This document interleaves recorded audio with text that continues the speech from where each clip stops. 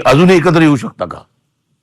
अजूनही एकत्र येऊ शकता का? हे अख्ख्या महाराष्ट्राचं काय म्हणतात स्वप्न आहे. हे बघा, प्रश्न असा आहे ना की या सगळ्या याच्यामध्ये कुठच्याही मोठ्या गोष्टीसाठी मला असं वाटतं आमच्यातले वाद, आमच्यातली भांडणं, आमच्यातल्या गोष्टी या किरकोळ आहेत.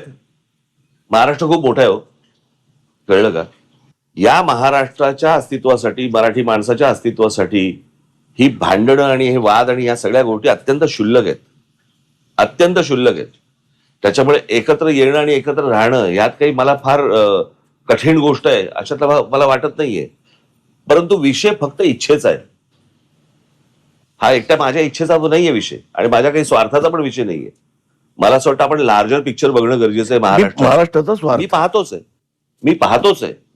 म्हणजे तर माझं म्हणणं आहे की सगळ्या महाराष्ट्रातल्या राजकीय पक्षांमधल्या सगळ्या मराठी लोकांनी येऊन एकच पक्ष काढावा.